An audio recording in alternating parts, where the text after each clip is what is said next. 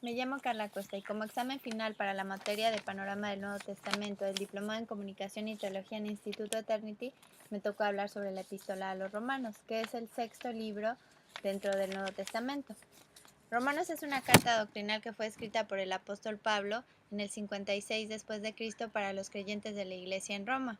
Y es importante mencionar que para esta fecha, y a pesar de la persecución, la fe de los creyentes ya se divulgaba por todo el mundo, como lo dice en Romanos 1:8. Esta carta llega a la iglesia en Roma durante el reinado de Nerón, que era un tirano excéntrico que se dedicaba a perseguir, torturar y matar a los cristianos, como lo podemos comprobar en los escritos de algunos historiadores como Tácito, Suetonio y Plinio.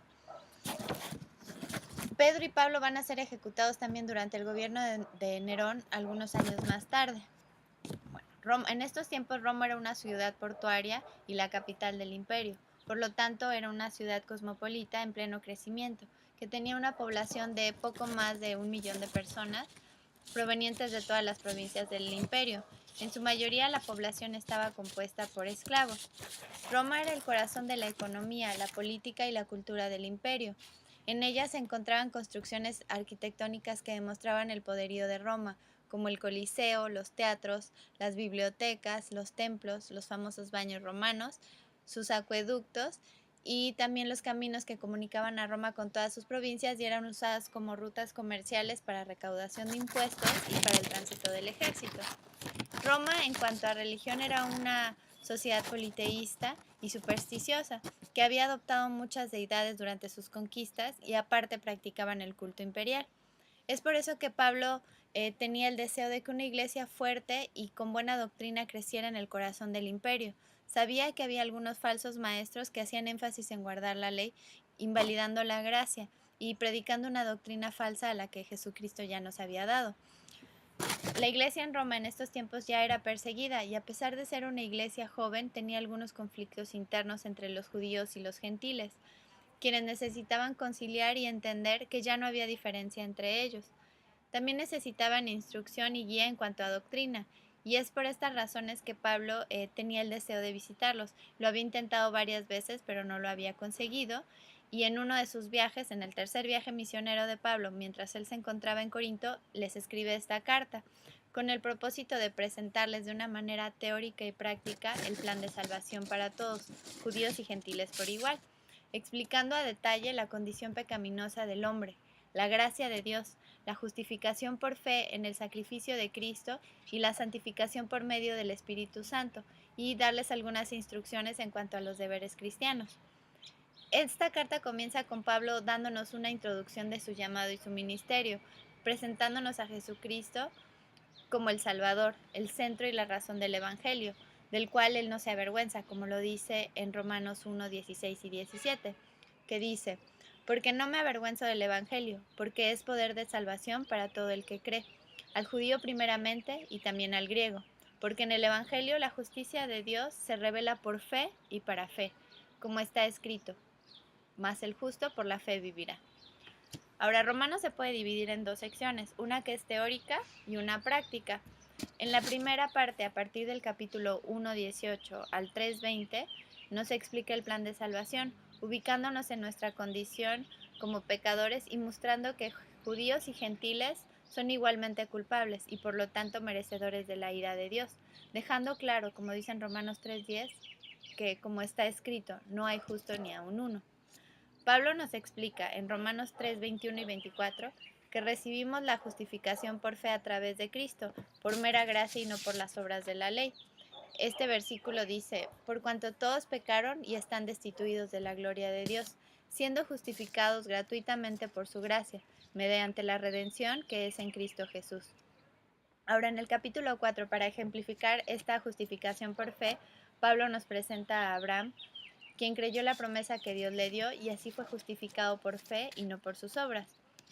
Vemos el resultado de la justificación por fe en el capítulo 5, en el versículo 1, que dice, justificados pues por la fe tenemos paz para con Dios, por medio de nuestro Señor Jesucristo. Y esta justificación la obtuvimos porque, como dice en el versículo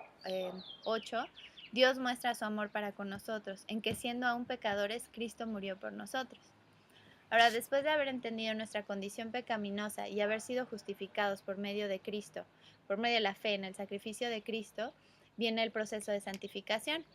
Eh, Al ser justificados, nuestras vidas se ven afectadas. Tenemos victoria sobre el pecado y aunque sea parte de nuestra naturaleza y more en nosotros, ya hemos muerto a él y ya no nos domina. Romanos 6:14 dice que el pecado ya no se enseñoreará de vosotros, pues no estáis bajo la ley, sino bajo la gracia. Ahora que ya tenemos vida juntamente con Cristo, Él nos redime y nos libra de las consecuencias eternas del pecado. Somos libres de la ley, y no para pecar a nuestro antojo o hacer lo que queramos, sino para tener la opción y la libertad de elegir vivir para Él, andando en la palabra con la guía del Espíritu Santo, quien renueva nuestro entendimiento y nos da esperanza. Ahora, en Romanos 8, del 28 en adelante, Pablo nos recuerda que en Cristo somos más que vencedores y podemos descansar estando seguros de que nada ni nadie nos puede separar del amor de Dios. En esta carta, Pablo dedica 3 capítulos a Israel, que son los capítulos 9, 10 y 11, explicando que Dios ya tenía previsto que su pueblo lo rechazaría, queriendo vivir justificados por las obras, pero aún así Dios en su amor los salvará y los restaurará como parte de su plan. Y aunque es difícil entender esto, el motivo es que es porque de Él, por Él y para Él son todas las cosas, como lo dice en Romanos 11:36. Después pasamos a la parte práctica de esta epístola, que nos recuerda lo que dice en 2 Corintios 5:17, donde dice que en Cristo somos nuevas criaturas, las cosas viejas pasaron y he aquí todas son hechas nuevas. Es por eso que a partir del capítulo 12 vemos la transformación como parte de la nueva vida que Cristo nos da, entregando nuestras vidas en una forma intencional como adoración a Dios, como lo escribe Pablo en los versículos 1 y 2 de Romanos 12, donde dice: os ruego por las misericordias de Dios que presentéis vuestros cuerpos en sacrificio vivo, santo, agradable a Dios, que es vuestro culto racional. No os conforméis a este siglo, sino que transformaos por medio de la renovación de vuestro entendimiento, para que comprobéis cuál sea la buena voluntad de Dios, agradable y perfecta.